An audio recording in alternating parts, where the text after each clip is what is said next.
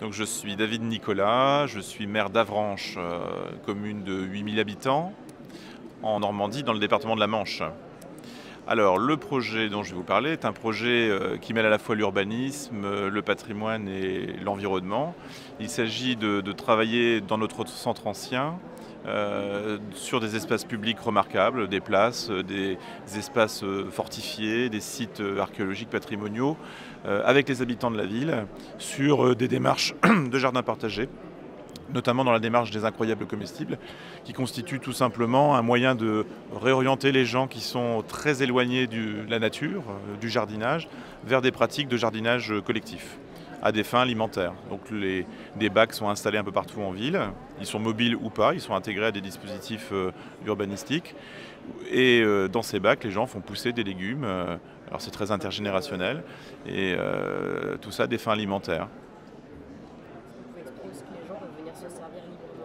Oui, alors la particularité de la démarche des incroyables comestibles, c'est qu'elle permet aux gens qui font pousser les légumes ou les différentes plantes de se servir eux-mêmes, mais il est autorisé aussi aux passants, pourquoi pas aux touristes, de se servir et d'emporter ces biens de consommation pour leurs propres besoins. Et à quel problème est-ce que ça peut répondre? Qu'est-ce que ça va apporter aux communes?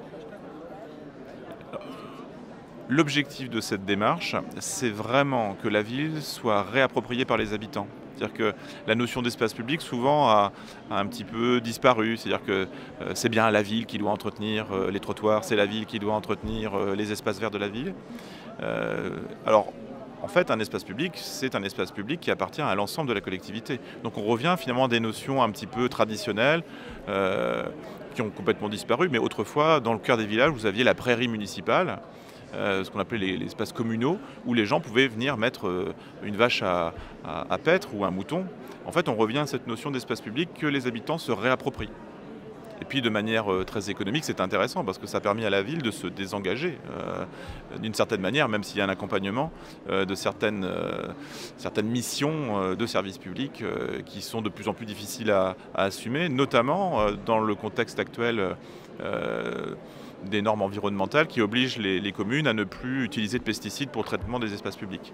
Donc il y a vraiment une réappropriation de l'espace public pour différentes raisons de la part des habitants.